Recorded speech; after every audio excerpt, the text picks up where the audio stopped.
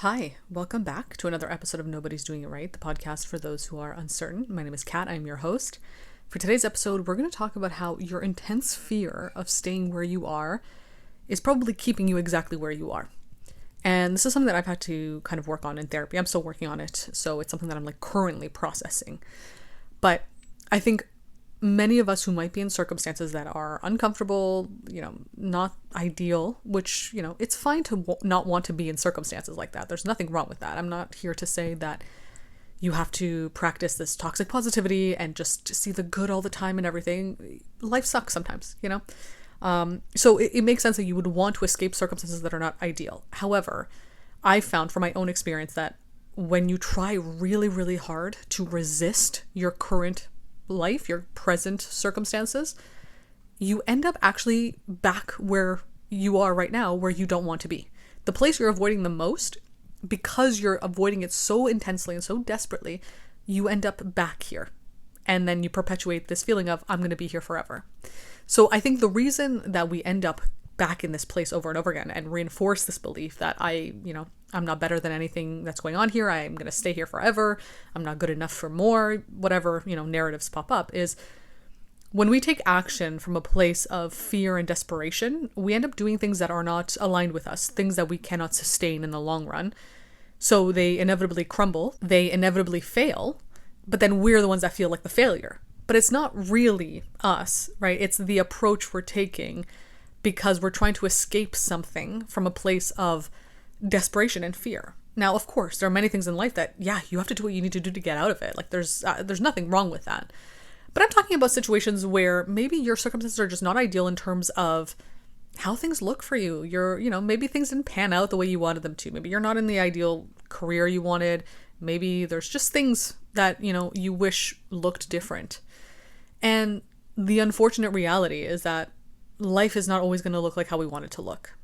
And things are going to unfold in ways that are not always ideal. And I think for many of us who maybe are more introverted, maybe more ruminators, we might find ourselves falling into fantasy as a way to escape the present moment. I know I did this as a child a lot, as an only child, and who loved my imagination, loved escaping in movies and books and all that stuff. A lot of my childhood was actually lived in a place of fantasy, right? In my imagination. And I found that I still do that to this day. I use my imagination, I use my fantasy to escape the present moment rather than leaning into it, accepting what's happening, and making decisions to get to a place that feels somewhat enjoyable despite the circumstances, despite the things that I can't control. Making decisions that lead me to that from a place not of panic, not of fear and desperation, but of acceptance. Making a logical decision based on what's currently happening and accepting what's currently happening. Because if you don't truly accept the present moment, if you're not truly letting yourself see it even, maybe not even acceptance yet, but just to let yourself see it and be like, this is what's happening. How can you truly make a decision that is logical for the circumstances and that'll be real in terms of getting you to a place that feels a little bit better? If you're acting from a place of fantasy, every decision you make will be a decision of fantasy. It won't be a real decision that's in alignment with what's currently happening and where you want to be. And this isn't to say either that you have to force yourself to be in this better ultimate place all the time. I think that's the opposite of what I'm talking about here because, it's important to grow. It's important to improve in the ways that you want to improve, to show yourself that you're capable of it. All of that is really good. There's nothing wrong with that. But I think sometimes we can get caught up in the idea of being our best selves, quote unquote, and being, this ultimate version of ourselves, getting to this end point in life where we are set and we're successful and we're this and we're that. And sure, maybe you can, and also maybe you can't. But at the end of the day, that future is a fantasy, right? It does not exist. The only thing that's real is the present moment. It's what's happening right now. So if you cannot fully see what's happening right now because you're living in the state of fantasy all the time, as a form of escaping the discomfort of the present moment, you won't be able to make decisions, that are stepping stones to get you to a place that feels a little bit better. It might not take you to exactly this fantasy because realistically, this fantasy might not be possible. Right? It might be rooted in perfectionism. So it might be this idealized vision of what you have of yourself, of what you have of life, but life's not perfect. You're not perfect. Things aren't always going to be perfect. And if you're always chasing perfection and that's the only place you'll be happy in, Well, guess what? You're never going to get it because there is no perfection to be had. And so if you're seeking perfection all the time, you'll never be happy because you'll never get perfection, you know? I also think sometimes this fantasy is rooted in what we think we should be based on somebody else's idea, societally, culturally, whatever.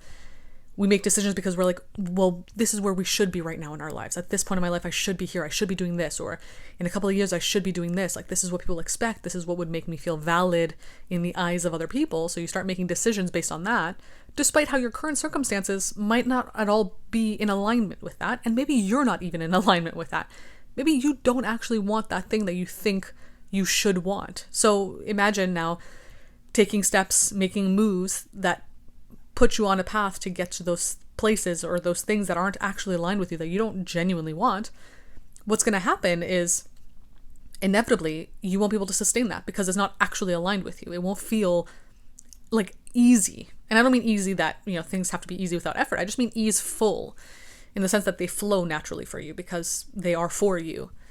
So what will happen is you'll sabotage yourself because it's not truly what you want. It'll fail, and so you'll just reinforce the belief that you're not good enough. See, I told you you're not good enough. And then you'll end up exactly where you are anyway, the place that you're trying to avoid, So the lesson that I've had to kind of take away from this as I've gone through therapy, and I'm currently working on it, and it's like a current process that I'm on right now. So I'm basically sharing exactly the thought process I'm going through and the steps I'm taking and the tools I'm using. Whatever the circumstances right now, you really have to let yourself see it in almost a neutral sense. This is what's happening. And to take away shame and guilt for what things look like right now, especially if they are not necessarily in your control. This is what things are right now. And I know, again, because life can be really painful and really shitty, I'm not trying to shame anyone for wanting to escape. There's nothing wrong with wanting that. Of course, that makes sense. But I think seeking too much escapism can make you act in ways that are unaligned, that'll keep you exactly where you are right now. You'll circle right back to where you are because you keep trying to escape from a place of fear, panic. You make decisions that aren't right, that don't make sense for your circumstances, that don't make sense for you. And then you inevitably stumble and you end up right back where you are. So ultimately, that's not even good for you in the long run, right? It might feel good in the moment to have that fantasy escapism, but in the long run, you'll end up exactly where you're trying to avoid. So accepting that these are the circumstances, looking at them as they are and not shaming yourself for them. And that's the hardest part right there, because it's the shame that drives the need for escape, right? It's like, I don't want to feel what I'm feeling. I don't want to feel that I'm a failure because my circumstances make me feel this way, my current circumstances. Letting yourself look at them and practicing the self-compassion that's necessary and understanding that there are some things completely and totally out of your control. And that's part of life. You cannot control everything, and that's okay. But when you're able to see the things that you can't control and recognize them for what they are and look at them from a neutral place, a place without self-shaming, you can then better spot the things you can control that make sense in the present moment. And that's the key right there. That's really difficult too. So you have to first see the things you can't control, accept them as something you can't control so that you can then see the things you can control and take action, but in a way that's sustainable, that makes sense for you, that's logical, that's not coming from a place of fear, because now you're not shaming yourself, you're not guilting yourself. So this decision is actually coming from a place of love. It's coming from a place of knowing that this is the most logical step, and it's not me shaming myself. I'm not shaming myself anymore. I'm not guilting myself anymore. I'm actually making a decision that'll make me hopefully get one step closer to a life that is enjoyable, despite the fact that there are many things that I still can't control in my circumstances. What's one small step I can take that'll get me to a place that feels just a little bit better, if possible? That's rooted in more love for yourself than fear and shame and guilt and panic, right? Those decisions are way more sustainable long-term because, again, they're not coming from a place of needing to do it right now to escape. They're coming from a place where you've actually mindfully thought of what's going on and seen things for what they are, because you cannot make a proper plan or a proper decision if you're not really seeing the reality of things. So that's obviously the hardest part. It's so much easier said than done. So if you don't want to stay where you are, you have to stop resisting where you are. You have to kind of lean into where you are right now. Now, of course, again, I'm not saying that getting out of circumstances is completely and totally in your control. There are many that are just happening to you, and that is what it is. And obviously, that's unfortunate and understandably uncomfortable and something you would want to escape. I'm just talking about the things that Maybe there are decisions that you've been making so far that have been unaligned decisions because of fear and panic that have led you to exactly where you are. And you've convinced yourself that all of your external circumstances are out of your control, that you will always be here forever. So you have to kind of lean into what's happening right now and really let yourself feel everything that you're avoiding feeling. That's obviously very painful, very difficult. I'm not saying it's easy. You have to let yourself feel it, let yourself see it, and let yourself, in a sense, try and be okay with, okay, let's say I do end up here forever. Now what? Right? Because that's the deepest fear right there. That's what we're trying to avoid the most. But to sit and let yourself think about the potential of it, which will be uncomfortable, but it also will provide you some relief and liberation to say, okay, let's say I do stay in these current circumstances forever. Now that I faced that fear, now what? What would I actually do now that I don't have to focus all my attention and hyperfixate on solving this or escaping or fantasies or whatever? What would I actually do in my life to make me feel a little bit better? And organically, you end up doing things that lead you out of where you are. Again, the things that you can control, of course, the circumstances that you can control. But organically, you end up taking action that's based in love, based in enjoyment and pleasure, and it actually ends up taking you out of where you are. Isn't that so ironic? And I'm learning that slowly as I practice this over and over again. And of course, this doesn't happen overnight. It's not like a quick process or a quick change. But it's just so fascinating to see that how a simple mindset shift like that, something so simple and so small, can completely change the way you show up and the way you start seeing your life and the way life starts engaging with you in a sense, you know? So yeah, I hope this was helpful. I hope it was informative. I hope it gave you a different perspective on this if you're struggling with it as well.